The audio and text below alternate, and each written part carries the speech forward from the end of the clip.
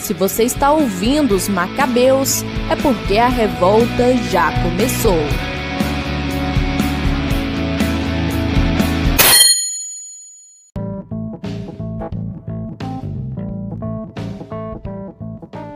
Olá, me chamo Marcos Paulo e Oppenheimer é denso, é tenso, é incrível. Eu sou Matheus Jacinto e eu acho que funciona. Então, pessoal, sejam bem-vindos a mais um episódio dos Macabeus. Nessa semana, nós vamos falar sobre o filme Oppenheimer. E desde já um disclaimer, tá? Se você está vendo o episódio e ainda não assistiu o filme, lamento dizer, mas nós vamos soltar muitos spoilers aqui hoje.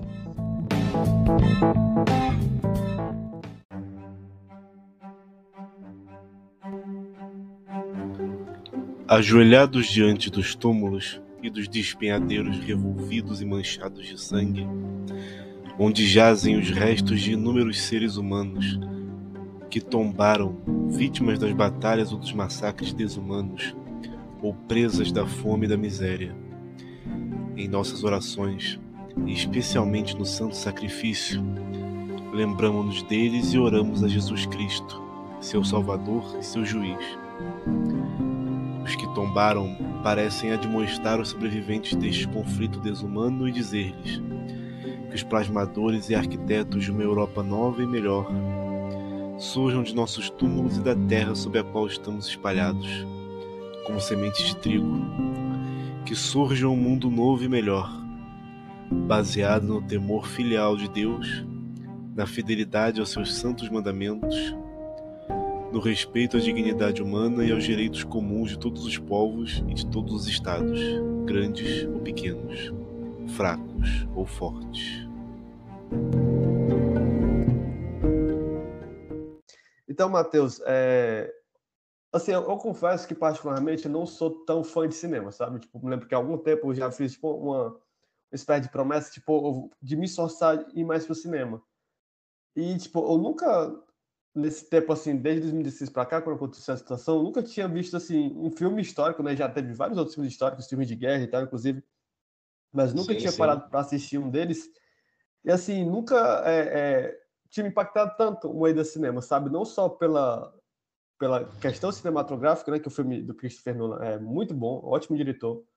Mas, assim, como ele consegue condensar tudo, né? A história, os personagens, as atuações, tipo assim, realmente... E apesar de ser uma história uma história real, a gente conhece, mas assim, é muito marcante, sabe? Tipo, foi uma experiência bem singular para mim. Não é nesse tempo que a gente está muito bombardeado de filme de herói, e nada contra filme de herói, eu gosto muito de filme de herói, mas a gente perde um pouco desse impacto que o cinema causa, porque a gente vai indo vendo um monte de filme igual, um monte de filme que tem basicamente o mesmo roteiro, a gente fica impactado, tanto que até já está desgastando essa fórmula, assim. Então as pessoas estão, de certa forma, reencontrando filmes que passam uma mensagem, uma mensagem forte, filmes feitos para impactar. E essa instituição infalível que se chama filme do Christopher Nolan sempre faz isso muito bem. Ele é um cara muito bom em fazer, todos os filmes dele são bons. Inclusive ele tem outro filme de guerra que é o Dunkirk, todos deveriam ver igualmente. É tão marcante quanto, de 2016, 2017. É uma excelente obra. E eu acho, como é que eu posso dizer? Existem certos personagens na história que a gente não acaba sem conhecer profundamente, mas que eles afetam a nossa vida. Eles afetam a nossa vida, não, a história afetam o nosso universo de certa forma. O Julius Robert Oppenheimer é uma dessas pessoas. E é uma chance do público médio conhecer um pouco dessa história, tirar suas próprias conclusões, porque no campo da historiografia ele também vai ser uma pessoa que a gente vai falar desse assunto também, que ele se arrepende, mas ele não sabia o que estava fazendo, e aí, esse arrependimento é válido? Existe esse tipo de arrependimento? É possível? Então, é uma das coisas que a gente fica refletindo. E você tem o Cillian Murphy ali, que é o ator com um olhar de peixe morto, que é perfeito para você retratar uma pessoa vazia por dentro. Não tem outra pessoa, não tem um ator melhor do mundo para retratar alguém tão quebrado. Que é mais ou menos o que o Oppenheimer, bem, eu não conhecia a história dele profundamente, mas é o que ele parecia ser, é o que entregava. é o que ele entregava como ser uma pessoa muito focada no trabalho, que dedicava a sua vida a isso para repor os vazios que tinha. Também pode ser até outra pauta. Matheus, assim, sobre a questão que tu falou sobre a personagem do Oppenheimer, tipo assim, o primeiro contato que eu tive com ele, isso lá bem assim, eu nem fazia ideia, tipo, conscientemente da significância que ele tinha, né? Tipo, eu não vou lembrar o nome agora do álbum, do Linkin Park, mas o Linkin Park tem um álbum que uma das faixas é a gravação dele lá falando aquele pequeno texto lá do Bhagavad Gita, né? E agora me torna morte, destruidora dos mundos, ou coisa assim. E, tipo, uma coisa que eu achei bem bacana do filme é que, tipo, eles conseguiram retratar muito bem o mundo que o Oppenheimer vivia, né? Tipo, o Oppenheimer, algo que a gente vai debater aí mais à frente, que tu comentou sobre se questão como ele é culpado, né, sobre a questão atômica que surgiu depois. Mas, assim, é muito interessante que o filme consegue captar, tipo, quanto ele era um cara literalmente brilhante, tipo, um cara, assim, um expoente da área dele, né, da física, que ele não era, digamos assim, uma andorinha só, entendeu? Tipo, uma, como é que se diz? Uma chuvinha de verão, não, tipo, ele viveu num tempo, assim, rodeado de grandes pensadores, de grandes cientistas, físicos. Tipo, no filme, assim, eu me lembro que, tipo, assistindo, tipo, claro que, assim, pelo menos eu posso estar um pouco enganando, mas eu não sei se isso é a percepção errada minha, mas só depois que eu fui lendo, assim, às vezes eu fui pensando, esse cara aqui até, esse cara tá, mas, tipo, marca bastante caras como o cara aparece, né, que a trajetória dele, como o Einstein, o Richard Feynman, que é outro físico bem conhecido, e é bem interessante O também, Tony que, tipo Stark, assim, o que é o Robert Downey Jr. faz um papel importante no filme. com certeza. Inclusive, aquele momento também eu acho muito marcante aquele momento ali de como também conseguem passar uma emoção, tipo assim, não é um momento seco, tipo, é um momento que ele é interrogado pela sua origem, pelos seus Isso supostos aí atos comunistas. a gente tem que Tipo, ao mesmo comentar tempo, bastante né, também. não é um ato frio, né, você consegue sentir que a emoção no próprio Robert Downey Jr. ali é uma coisa bem, É tipo uma coisa enfim, apaixonada, digamos assim, né? Tipo, bem. exatamente, não é à toa, ele quer passar uma mensagem, não é interrogatório. Enfim, prossiga com a sua análise. O que você ia observar? E outra Perdão. coisa que eu comentei também, tipo assim, o visual, sabe? Tipo assim, por exemplo, eu que sou uma pessoa de humanas e tu também, não sei se talvez partilhe da minha posição, mas assim, desde que eu vi esse filme, tipo assim, dá vontade de você meio que mergulhar muito nesse questão da física, da química, da ciência em si, Ah, pra sempre, ver como sempre, é sempre. um campo muito interessante, cara, muito interessante mesmo, e, tipo assim, que pelo menos quando a gente sai, já faz um bom tempo que eu saio do ensino médio, né? Mas a gente sempre sai, tipo, tendo essa percepção de, sei lá, Todos nós. física, química, por mais assim que a gente sabe que tem uma aplicação na realidade, mas isso é algo muito vago, algo muito, sei lá, tipo, não é palpável, sabe? Tipo, algo muito aquém da nossa realidade. Você vê que, tipo, várias descobertas que foram acontecendo na época dele também, tipo, acho que é algo também bem... Que, assim, hoje, no nosso tempo, eu creio que na área da ciência você se avançou bastante, mas, assim, parece que, de certa forma, eu não sei, sei lá, tipo, digamos, por a gente não ter, por a gente ter mais ciências do que ele hoje, talvez que o impacto não ache bem interessante também. Essa questão de, poxa, sabe, hoje a gente está tão acostumado com tecnologia e ciência, eu creio que os impactos dos avanços daquela época, eu acho que talvez o pessoal assistia mais, era um negócio bem interessante também.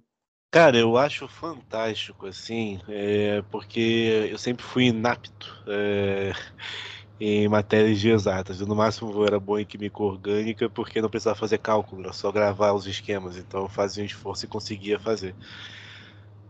E é impressionante que você vê aqueles quadros sendo preenchidos, aquelas discussões que eles ficam intercalando entre matéria pessoal, e de repente estão falando do bóson de Higgs, sei lá. E você consegue perceber que tudo aquilo ali resultou na descoberta de um poder que muda a história da humanidade. Uma coisa que a gente não compreende quando a gente está no ensino médio, dando fórmula. E acho que isso serve até para despertar o interesse das pessoas na ciência, que é muito importante. Eu sempre gostei, principalmente em temas relacionados ao espaço, assim, isso é uma coisa que sempre me encantou, por mais que eu não entendesse. Eu acho que já dá até para trabalhar esse tema, assim, porque eu acho que o filme explora muito a questão da própria bomba, do dilema moral da bomba. Porque você tinha os pesquisadores, pouquíssima gente sabia do que realmente se tratava aquilo, até porque era algo muito extraordinário. era algo muito teórico, porque hoje isso faz parte do nosso imaginário, mas isso passa a mensagem para as próprias pessoas que estão ali assistindo o primeiro teste, que é o teste da Trinity ali, que foi, sei lá, 1 mês, 2 meses antes da própria bomba ser jogada no Japão.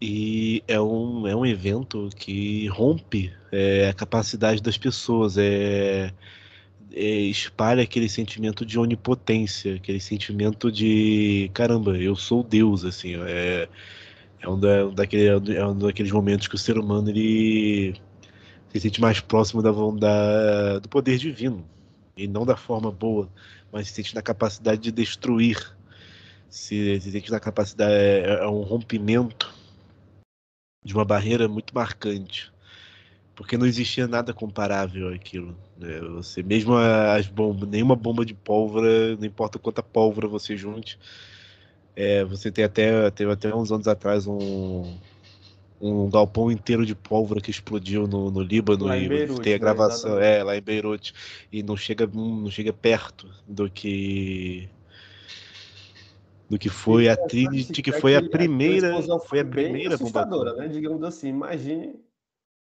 Sim, sim, porque é efeito prático, realmente você está vendo uma explosão ali, claro, customizada, etc, não foi uma explosão atômica, mas você consegue sentir aquilo, e você viu que Los Alamos sumiu, então você vê, é uma coisa, eu acho que é até possível, não sei se é possível inocentá-lo, não sei como é colocar dessa forma, mas também é o uso das coisas boas, o uso das coisas, assim, o uso dos bens que Deus nos dá.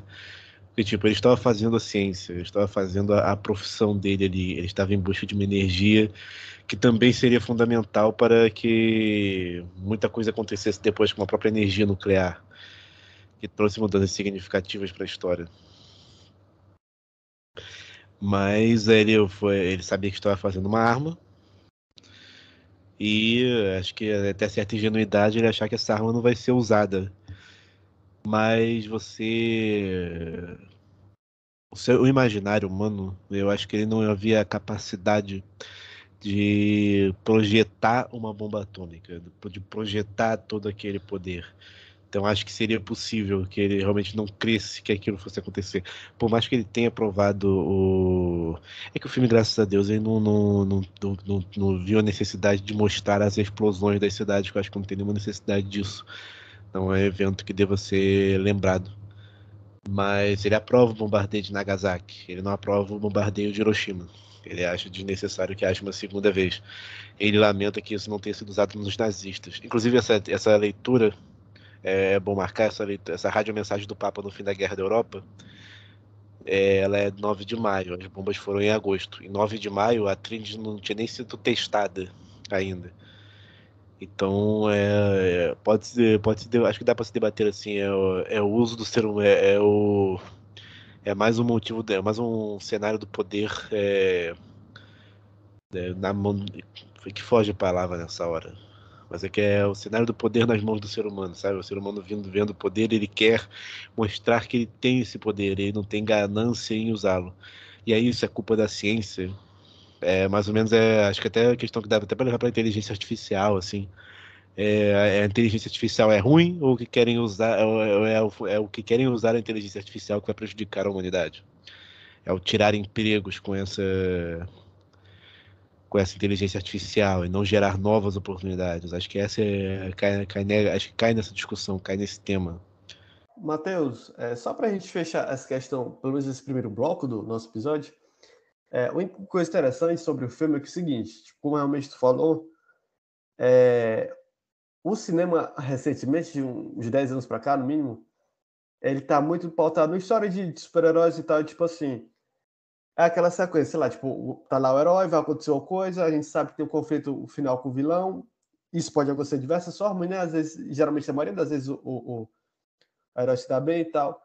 E assim, eu achei uma coisa que talvez mais me chamou a atenção, assim, que tipo, eu me lembro que eu saí do filme com dor de cabeça, tipo, o filme tem 3 horas de duração e tal, mas assim, eu achei muito interessante como a tensão do negócio foi sendo demonstrada, que tipo assim, beleza, a gente sabe que tinha um projeto para criar uma bomba atômica e tal, o jeito que, tipo, ele foi tratando desde das primeiras reuniões, que ele é chamado, durante todo o processo, a tensão que ocorre, tipo, tanto pela imagem, pelos diálogos, assim, o ambiente realmente foi ficando tenso, foi ficando, tipo assim, era um negócio meio pesado, sabe? Tipo, era um negócio que, assim, como eu falei pra ti, talvez, não só na questão da ciência, mas, assim, a gente não é nem tão distante, é o quê? Em 45 para cá, uns pouco mais de 70 anos, se eu não estiver enganado, algo assim. Mas 70, 80, eu posso estar enganado, na casa dos 70.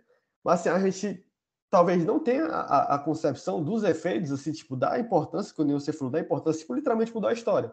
Eu estava vendo um corte do História Pública, né, do Ian Neves. Ele estava comentando, ele citando outro historiador, que ele disse que esse historiador dizia que com a bomba atômica como acabasse a história, entendeu? Tipo, fosse a história acabasse ali, porque uma próxima explosão de uma bomba do tipo, como aconteceu lá no Japão, a humanidade teria o seu fim. E, tipo, a forma que o Christopher Nolan conseguiu retratar todo esse ambiente, toda essa discussão, tudo isso de forma bem intensa, e depois, assim, um negócio que me deixou, assim, que eu vou comentar depois também, o que ele passou em nome disso, né, meio que de certa forma, assim, não querendo inocitá-lo ou botar ele acima de bem ou não, mas, tipo, o cara meio que sujou o nome dele. E tudo que ele passa depois, assim, uma ambiente tenso que vai surgir dali, você realmente fica aquele apesado e tal. Eu achei que a gente consegue bem emergir, sabe, nessa situação, tipo, e você vive mesmo, tipo, você não é um negócio que, tipo assim, você sai se questionando, poxa, mexe, é um filme que lhe abala, entendeu? Tipo, não no sentido, assim, de negativo da coisa, mas assim, ele vai mexer realmente contigo, tipo, vai fazer você estar dentro de si, pensar, questionar, e que é algo que, tipo, nem sempre que tínhamos assim, que a arte, o pessoal, por exemplo, eu vejo muito falando, sei lá, tipo, é o que gosta de rap, hip hop, tipo, o pessoal critica muito que hoje o gênero virou algo mais, assim, dançante, mais, assim, digamos, para gerar dinheiro e tal, entretenimento, mas não tem mais aquela crítica social, enfim, aquelas letras mais com conteúdo. E no cinema parece que aconteceu um pouco isso, dos anos para cá. A gente quer muito entretenimento, mas, assim, quando chega um filme dessa magnitude, né, que realmente faz você pensar, lida com a questão muito dramática, algo assim, que realmente muda a história, eu achei que foi muito bem retratado. Um negócio que, assim, realmente você sai de lá, pelo menos eu saio do cinema, né, tipo, um ar assim, nossa, realmente, assim, você fica a mil, com a cabeça a mil. A biografia do qual o filme se baseia muito é a principal do Oppenheimer, que é a que se chama justamente Prometeu Americano. Eu não sei se você sabe qual é o mito de Prometeu, mas é o O do mito grego. fogo, que ele soltou, Isso, libera o fogo, né? exatamente. O Prometeu é um semideus que ele rouba o fogo de Zeus e entrega aos seres humanos. Só que os seres humanos começaram a desgraçar o mundo com o fogo e ele se sente profundamente arrependido de ter feito isso. E o Nolan, ele encarna esse título a partir do momento em que a bomba surge. Porque o Oppenheimer ele percebe que ele deu ao ser humano a capacidade de se autodestruir. De fato. Porque antes você poderiam ter guerra e já tinham morrido 40 milhões de pessoas naquela altura, na Segunda Guerra Mundial, mas levou 5 anos para aquilo acontecer. Para o Holocausto durou, sei, 10 a você perceber até 2, que foi o que quando começa a solução final de fato, e precisou de toda uma logística, toda uma operação, todo um esquema sistemático para que ele ocorresse. A bomba atômica ela só caiu e explodiu. Inclusive é algo tão perverso que a bomba atômica ela não foi projetada para cair, para explodir quando ela toca o chão. A bomba atômica ela não toca o chão. Ela cai a Sabe? certa altura, né, e Ela cai a explode. uma certa altura, ela tem um altímetro e quando ele percebe que está a certa altura do chão, ele faz a reação em cadeia lá para que ele exploda, para que ela exploda. E isso acontece para que ela não perca o impacto de destruição dela quando ela toque o chão. Ou seja, ela é realmente uma capacidade de autodestruição imensa. Algo que não tem comparação. E que a igreja também percebe muito cedo que isso é um problema. Agora eu vou pedir perdão à audiência que eu não fiz o estudo completo que eu deveria fazer, mas desde 62, com a Pátria em Terres, a igreja ela condena a proliferação nuclear. Ela alerta que isso é um mal para a humanidade, que ela escreve no contexto da crise que o Papa João XXIII, São João XXIII, escreve isso no contexto da crise dos mísseis. Que ele pede que a igreja não se prolifere, não prolifere em armas nucleares, e isso continua sendo reiterado nos papas seguintes até Francisco, que já se posicionou sobre esse tema, inclusive. Então o filme passa essa agonia do Prometeu americano.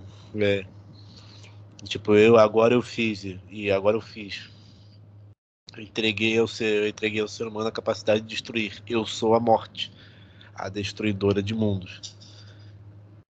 E eu acho que isso já é um gancho para entrar até no segundo tema, que é aquilo de Marcos 8,36. O que adianta o homem ganhar o mundo inteiro e perder a sua alma? Porque de fato ele é o cara. Ele não fez isso sozinho, né? A gente percebe no filme que ele não fez isso sozinho, mas ele era o líder do projeto. E o projeto dificilmente teria acontecido sem ele, ou teria demorado muito mais. E ele ganha o mundo. Ele é o dono do. Ele é talvez o seu físico mais brilhante de todos os tempos ali. E ele vai perder, ele vai ver tudo isso se esvair da mão dele em muito pouco tempo. Muito por uma questão de ideologias. É uma dedicação, aquela da dedicação ao pueril. O macartismo caiu muito forte nele, né? Não, o macartismo caiu totalmente fora, totalmente em cima dele. E também a hipocrisia. Você vê que você se entregar ao homem, à vontade, aos desígnios do homem, aos desígnios do mundo, é sempre uma garantia de que, né, quer dizer, nunca é uma garantia de que isso realmente será retribuído da mesma forma. Uma mínima coisa, um mínimo detalhe será voltado e será usado contra você. E tudo isso é pueril. Até eu refleti quando eu vi aquilo. Quando eu vi algo de algo tão besta, porque o Oppenheimer ele não tem uma vida militante. Ele se torna militante porque ele era judeu. Ele era judeu no sentido que ele via a progressão do nazifascismo na Europa. E ele passou a ajudar companheiros de etnia, de raça dele. Passou a financiar movimentos que questionavam e por consequência acabavam sendo comunistas. Então essa foi a associação que ele tinha com movimentos comunistas. Isso foi o suficiente. Não importava o que ele tinha feito, não importava se ele fez os Estados Unidos ganhar a guerra, não importa se ele tornou possível que os Estados Unidos fossem a maior potência do mundo.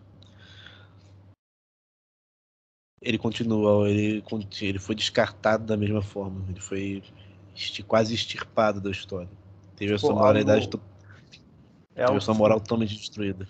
Pessoalmente, assim, que me chocou muito e me fiquei incomodado, que, tipo, cara, olha o preço que esse cara teve que pagar, sabe? Tipo, provavelmente, não dizendo assim que ele fosse uma grande pessoa e tudo, mas, assim, ele literalmente, assim, ele tá marcado na história como, talvez, como você falou, né, para os Estados Unidos, tipo assim, um grande herói ou um grande vilão, entendeu? Tipo, ele literalmente prometeu. Não, ele não é nem marcado, esse é o ponto, ele foi até esquecido.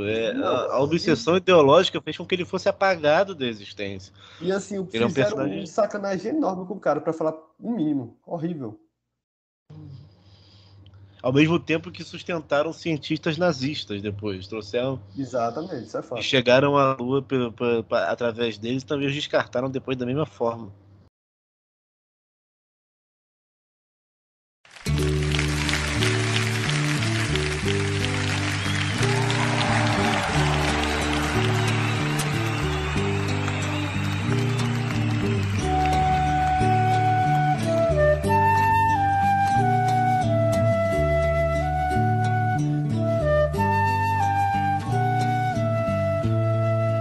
Pensem nas crianças mudas telepáticas.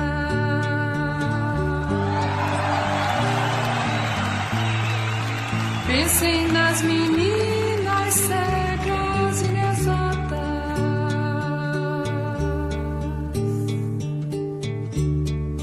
Pensem nas mulheres rotas, alteradas.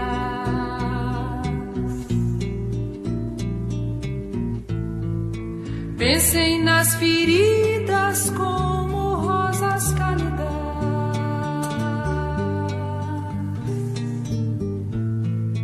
Mas ó, não se esqueçam da rosa,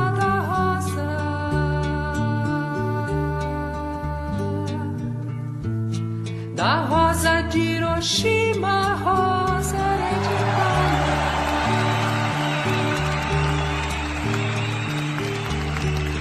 A rosa radioativa, estúpida, inválida.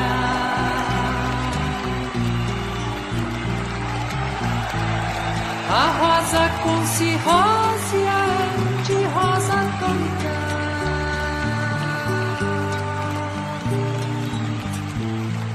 Sem cor, sem perfume, sem rosa, sem moda.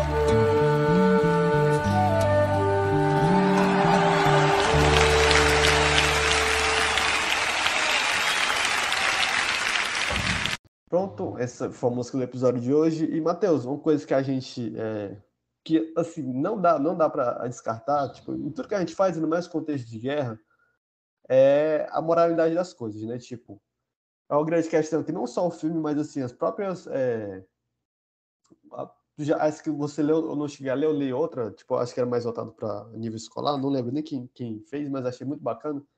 Mas, assim, tanto pelo próprio Oppenheimer em alguns momentos, e acho que as pessoas que também fizeram parte do projeto, é levantar a questão, poxa, mas até que ponto vale a pena a gente fazer isso aqui? Tipo, eu achei interessante que esse dilema é levantado várias vezes durante o filme, várias vezes. É sempre aquela, se a gente não fizer, os nazistas fazem. Se, sei lá, por exemplo, na biografia que eu li, tipo, se a gente não fizer, os russos vão fazer, os soviéticos vão fazer. Agora no contexto da guerra, eles são nossos amigos, mas acabando, será que eles vão ser?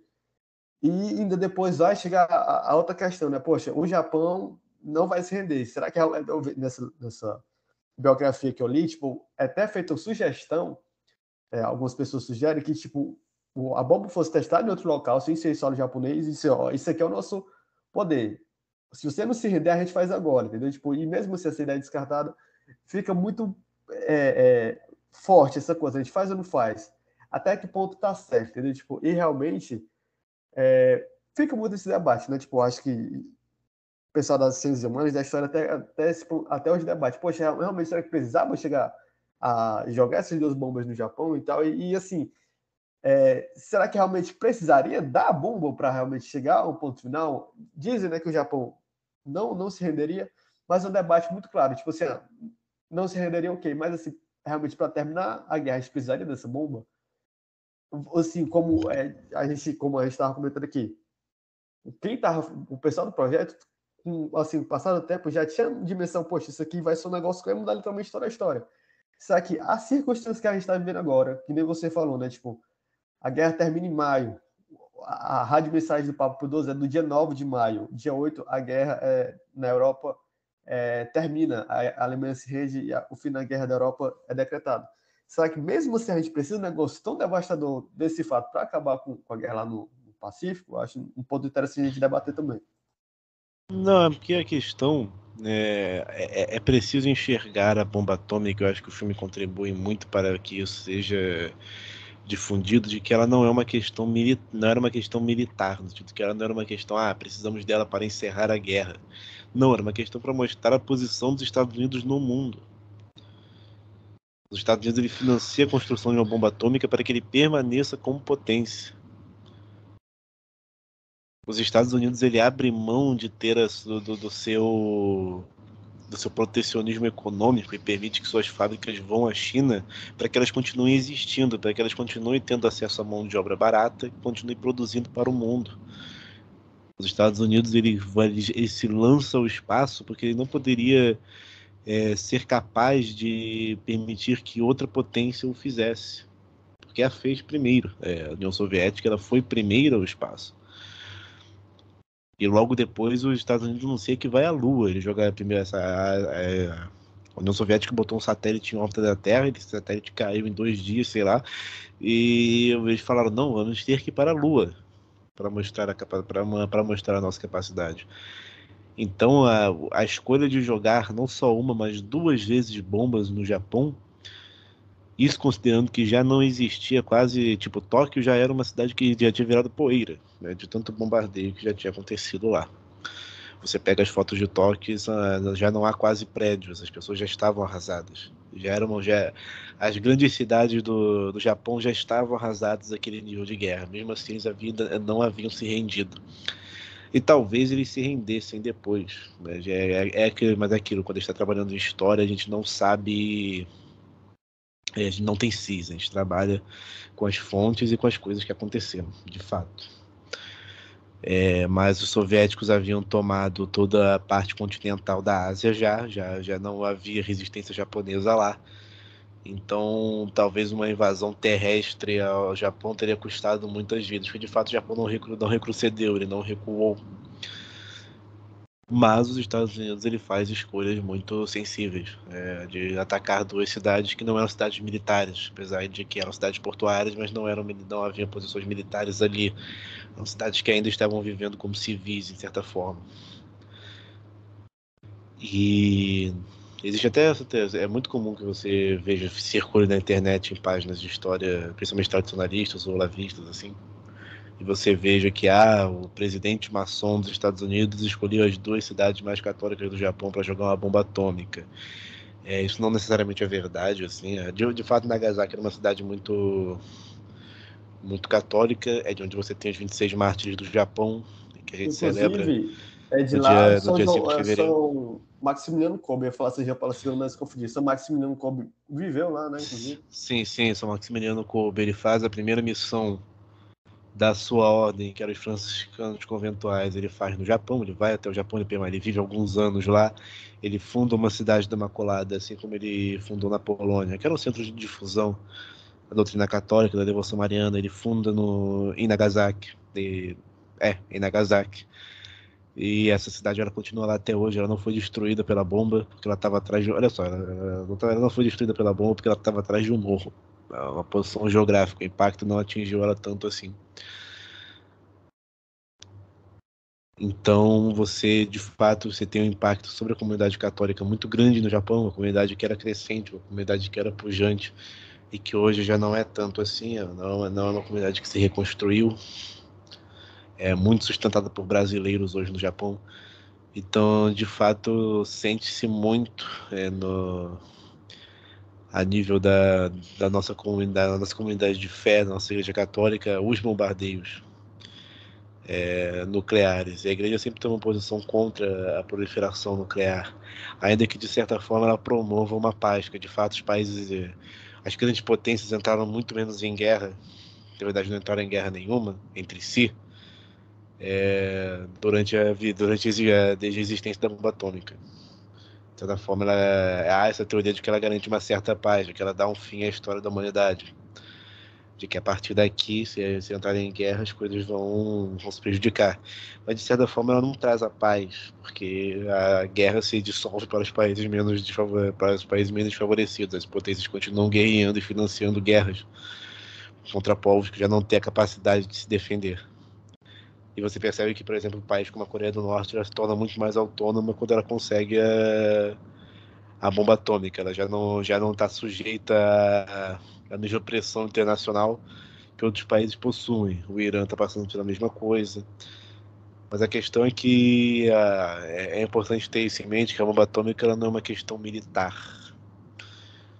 Ela é um exemplo do aonde o ser humano ele chega para ter poder, e onde a obsessão do ser humano num sistema que consome a nossa humanidade, até onde ele pode chegar a aniquilar a vida do que perder uma posição de poder. Esse é o mundo que a gente vive, esses são os estados em que vivemos. E assim, tipo, comentando sobre essa questão da bomba atômica ser uma questão de poder, eu me lembro que o Enéas, ele era um dos caras que, tipo, acho que lá na década de 90, ele defendia que o Brasil tivesse uma bomba atômica, né? Tipo, então, acho que ele talvez tivesse essa linha de pensamento, né? E assim, é engraçado não, né? Tipo, usei o termo errado, mas assim, tem o grande baque da bomba atômica, tem posteriormente a bomba H, né? Que já, digamos assim, já uma questão bem, realmente... Então, eu me lembro que eu estava lendo um texto, tipo, retratado que algumas pessoas, tipo, eu vi também nessa biografia do Oppenheimer, né? Tipo, se eu não estou enganado agora, quem consegue criar a bomba H, né? É o Edward Teller. Se eu não estou enganado, o Edward Teller que faz é o Robert Downey Jr., né? Acho que posso estar enganado, mas enfim. E assim, conta, né, que, tipo assim, alguns pescadores só viram a bomba, né, tipo assim, eles estavam indo para tal canto lá no Japão, viram aquele clarão assim, absurdo, como fosse um outro sol, eles voltam. E eles já voltam com, assim, com a saúde totalmente devastada, praticamente mortos, né? E que nem você tinha falado, fica é como se fosse uma paz armada, né? Tipo assim, a gente não se ataca entre si, mas a gente sabe assim, que quem começar vai pagar severamente. Tipo, eu me lembro que, tipo, aqui a gente vê muito em tempos de violência, a gente vê esse tipo de ameaça, por exemplo, já vi lá no centro de Fortaleza, tipo, quem assaltar aqui vai ser cobrado severamente. É mais ou menos isso. Ó. Quem me atacar com um nível desse, com uma bomba dessa, pode ter certeza que você vai pagar severamente. E assim, tava lembrando também, tipo, muito do Vietnã, né? Tipo, tem aquela foto daquela meninazinha que já tá totalmente sem roupa, né? Que toda queimada por causa daquelas bombas na palma, e é um negócio que, tipo, as potências entre si, elas não se degladiam, né? Mas elas acabam destruindo e causando mal nos países menos Sim, favorecidos. foi que eu coloquei. Eles dissolvem esse conflito aos países menos favorecidos e sacrificam as suas populações dos outros e não a sua. Que, inclusive, tipo, o pessoal diz que esse é o grande... Muito fala sobre os Estados Unidos. Os Estados Unidos digamos, tem esse grande pujança, digamos assim, um país vitorioso de guerra e tal, mas talvez eles tenham essa sorte de nunca ter provado a guerra no seu território, né? Tipo, ao que eu lembro que eu já vi testemunhos de pracinhas, né? Eles dizendo que, tipo, se hoje em dia você tivesse idade, seria para a guerra novamente? Ele dizia, eu iria justamente porque eu não queria ver o meu país passando o que eles passaram, né? No caso, os pracinhas que lutaram lá na Itália. E entrando sobre a questão da igreja, eu me lembro que eu vi isso anos depois, né? Até porque em 2001 só tinha 3 anos, mas algo que me choca muito sobre os ataques lá do 11 de setembro, lá no World Trade Center, é a reação do Papa São João Paulo II, né? Tipo, ele já estava com a saúde bem frágil, mas você vê como aquilo, não só fisicamente, você vê que ele, tipo, ele publicamente estava devastado, mas como é que eu posso dizer? Tipo assim, você vê como aquilo realmente impactou ele já estando assim, já no fim das suas forças, né? Mas você vê, tipo, o quanto ele, de certa forma, tentou exaltar o máximo, poxa, tais coisas não podem acontecer. E eu fico pensando também na nossa realidade recente, eu não acompanho muito mais a questão da guerra da Rússia, já chega um pouco mais tensa, ao meu ver, tipo, não estou acompanhando, sou leigo na questão, mas o Putin disse, se alguém tentar atacar a Rússia de qualquer forma, vai ser atacado também, tipo, eu fico pensando, pô, será que a Rússia teria coragem de fazer isso? Será que o Putin teria coragem de soltar uma bomba dessas? Hoje a gente tem bomba termobárica, que não é uma bomba atômica, mas assim, você vai ver, tanto visualmente como a descrição dos efeitos da bomba termobárica, assim, horríveis. Eu fico pensando, tipo, uma situação dessa acontecendo em pleno 2023, no auge, sei lá, de TikTok, Instagram, eu fico imaginando o caos que seria. E é muito interessante também, tipo, como o discurso da igreja, né, que você citou a partir do Papa São João 23, e o próprio Papa Francisco já esteve nas duas cidades, né? Então, tipo, é muito importante que a gente ver a igreja tendo voz nessa questão também, né? Tipo, a gente, às vezes o pessoal fala, principalmente nessa época, né, do Papa do Pio XII, tipo, muita gente acusa que a igreja foi, sei lá, de certa forma, ou fez vista grossa, ou não agiu como deveria agir em determinadas situações do contexto da Segunda Guerra, mas assim, é muito bom ver que, tipo, nessa questão a igreja estava se posicionando e ela se posiciona mesmo, sabe? Tipo, ela sempre vai ter alguém para reclamar, sempre vai ter alguns poréns, isso doa quem doer, mas é bom ver que, assim, ela toca nesse ponto, toca nessa ferida, eu acho bem interessante. Não é aquilo, né? Até onde o ser humano é capaz de se destruir. A gente fica vendo a Rússia ameaçando de invasão e guerra aos países que as afronta. A gente sabe que a Rússia tem um poderio nuclear imenso. Eles têm a bomba nuclear mais conhecida, que também foi o último teste entre as grandes potências a ser feito, assim. Porque isso é outro ponto. A obsessão por esse poder de destruição foi tão grande, porque você falou da bomba H, que é a bomba de hidrogênio. A bomba de hidrogênio ela vem 9 anos depois da Trinity, que perto dela não era nada. E é uma série, e ela é fruto de uma série de testes nucleares que foram sendo feitos, e nunca nos Estados Unidos, é só a Trinity que é testada no Novo México, depois que eles viram que dá merda, eles começaram a jogar para as ilhas do Pacífico. Assim como a Rússia, ela também não testava próximo no território russo, ela jogava para o Cazaquistão, jogava para o deserto, ela testava nesses lugares mais distantes. A França testava na Argélia, ou seja, eles nunca testam a bomba no território deles, eles sempre testam na casa dos outros, que é melhor. Mas a gente fica nessa tensão, é a tensão permanente que esse fogo que Prometeu deu aos seres humanos nos coloca. Alguns dizem que a própria revolução sexual, o próprio movimento hippie, ele é fruto desse ambiente criado pela guerra nuclear, criado pela Guerra Fria, porque você vê agora que realmente o apocalipse é possível. É possível que o ser humano se destrua. E a gente não tem noção disso, mas naquele tempo era realmente um medo que isso acontecesse, de que se apertasse um botão e o mundo acabasse. Porque era isso que ia acontecer. Então isso proporcionou uma juventude que vivesse esse sentimento de vamos viver tudo que é para viver, vamos nos permitir, que não há tempo que não há tempo que volte. É tempos modernos, exatamente, a música explica muito bem. Exatamente, ia comentar. E você altera a ordem das coisas quando você dá um poder tão destrutivo ao ser humano. Então a gente fica nesse medo, a gente fica nessa paranoia de que vai acontecer a Terceira Guerra Mundial a qualquer momento. A gente sabe que quando acontecer a Terceira Guerra Mundial não vai ter a quarta. Então esse é o medo e o descontrole da obsessão do ser humano, que a gente é cada vez mais exposto, porque o ser humano ele cada vez arruma mais formas de se destruir. Seja economicamente, ele consegue aumentar a fome ao mesmo tempo que aprende como produzir mais comida e como alimentar a todos. Ele consegue aumentar a pobreza mesmo com a era da tecnologia mais avançada. A tecnologia mais avança, mais coisas vão ficando para trás, mais pessoas vão ficando para trás.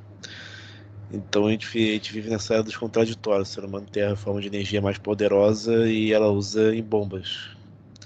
E às vezes tenta vetar que se use em energia limpa, combate isso, mas não exige que as bombas sejam desfeitas. Exige, mas no papel assinado. Ninguém se desfaz da bomba que tem, pelo contrário.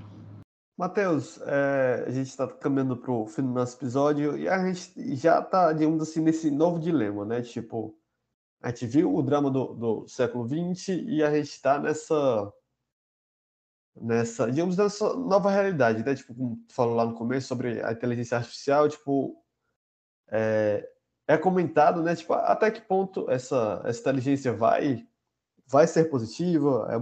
Acho que a grande questão, tipo, vão roubar emprego das pessoas.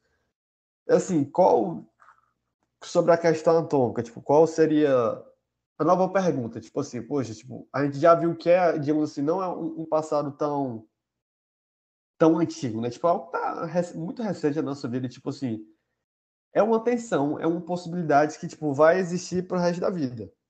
Quando eu tava lendo a biografia do Oppenheimer, tipo, isso fica muito latente. Poxa, é um novo mundo. Por bem ou por mal, tipo, sabe? Tipo, a gente conseguiu demonstrar nosso poder, conseguiu terminar a guerra, mas assim, a gente vai viver para sempre com isso aqui. A ciência não se briga com a ciência, sabe? Tipo, não dá para distorcer o que foi feito. Qual seriam, digamos assim, as grandes discussões que teriam que ser levantadas para que a gente tivesse uma nova percepção? Tipo assim, por exemplo, que não deixe para ficar, sei lá, tipo, algo do passado, algo que... Acho até que o filme vai contribuir muito para isso, sabe? Tipo, acho que uma questão tão grave como essa da questão atômica tem que ser debatida, tem que ser algo que as pessoas tenham noção. E, tipo, qual seria, sei lá, digamos assim, novo paradigma nessa questão? A gente está vivendo um tempo de guerra, é claro que assim, existem outras guerras mundo afora, existe também a ameaça por exemplo, a Coreia do Norte, o próprio Irã, são países assim que aqui e estão fazendo esses testes de mísseis, né? Tipo, vai que dá um doido, esses caras querem fazer um teste com bomba, não sei. Digamos assim, qual seria o panorama, tipo, pro que vem aí, tipo, nos anos que é onde vir? Qual debate que a gente deve se levantar, assim, para que isso...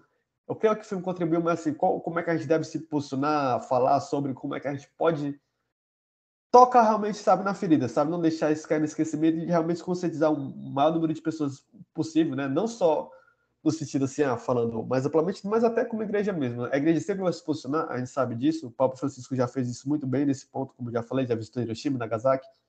Qual o panorama dos anos que é por vir nessa realidade, na sua opinião?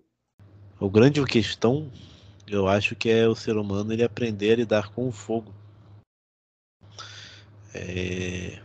A ciência não é má. A ciência ela não tem personalidade jurídica. Nem mesmo os cientistas são maus, muitas vezes. Claro que há vilões na ciência, como Mengele, que usava da desculpa científica de entender o limite do ser humano e até onde a genética poderia ir.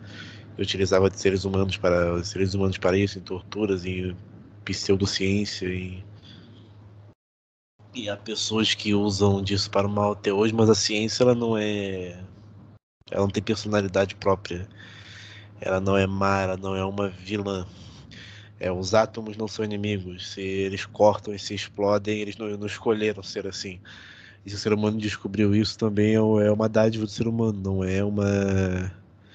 não é algo ruim. Então eu acho que às vezes a gente tende a focar muito nessa questão de a bomba atômica vai nos destruir, a internet vai acabar com o ser humano, a inteligência artificial vai tirar o emprego das pessoas. Mas quem são as pessoas que estão no controle de tudo isso? São os seres humanos. Então eu acho que somente a tomada de consciência por parte das pessoas, e eu acho que aí deriva da verdadeira conversão, mas acho que nem apenas isso, porque a própria Patty Terres, ela é a primeira encíclica que ela não é dirigida aos cristãos, ela é dirigida a todos os homens de boa vontade. É a boa vontade do ser humano de colocar a humanidade em primeiro e não as obsessões particulares, as obsessões de estados, as obsessões de corporações. Certamente o dono da OpenAI, que é dono do ChatGPT, ele não quer que o mundo ele não quer tirar o emprego de ninguém.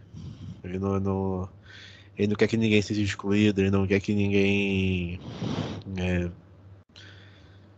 tenha a vida afetada negativamente pela sua invenção. Mas ele também abriu uma porta muito grande ao ser humano. Claro que não é uma inteligência artificial, ele desenvolveu algoritmos que podem produzir coisas de forma muito mais rápida que o ser humano. Mas o que faremos com isso agora? São eles que devemos temer? Ou devemos temer quem está usando? E devemos fazer o bom uso no lugar dessas pessoas, dessas novas tecnologias. É o bom uso da energia nuclear, é o bom uso da internet, tudo pode ser movido ao progresso do ser humano. Nada é vilanesco por si, nada é ruim por si. Eu acho que o maior problema somos nós, o maior problema são as obsessões. O problema é a natureza decaída. Nenhuma dessas coisas são ruins. E óbvio que a gente deve prezar pela paz. Sabendo que o ser humano tem essa característica, nós devemos prezar e torcer e rezar para que esse tipo de armamento não se prolifere. Mas também não no sentido hipócrita de potências que preferem reservar as suas armas e impedir que as outras tenham. Mas que todas abram mão em nome da humanidade, em nome da dignidade humana, em nome da não destruição da casa comum, né? Para falar um termo bem franciscanista. E eu acho que é isso. Nós temos consciência de quem são os verdadeiros culpados, de quem são. A culpa normalmente não são de indivíduos específicos. O maior culpado não foi o Oppenheimer. Ele era um físico teórico. Na teoria dele, se você separasse dois átomos forçadamente, eles liberariam uma energia que teria uma capacidade destrutiva muito grande. E aí ele foi lá, recebeu dinheiro pra isso, trabalhou, testou e foi. Ele só ele é o culpado disso. Ele é o grande vilão agora. Os criadores da bomba atômica são os vilões. O Santos Dumont eu não sei, até hoje não sei se essa história é realmente verdade, mas dizem que o Santos Dumont se suicidou depois que ele viu o exército brasileiro usando planadores para bombardear São Paulo em 1924, no contexto de uma revolta que houve lá. Ele é o vilão, ele permitiu que as crianças que tomaram bomba na cabeça Porque ele inventou o avião, claro que não. É aprofundamento desse discurso, né? Para não me alongar muito mais e encerrando o episódio, entendemos que o problema, acho que principalmente o problema não está na ciência, o problema não está na energia nuclear, o problema não está na internet, o problema não está no algoritmo, está em quem usa e na intenção de quem usa.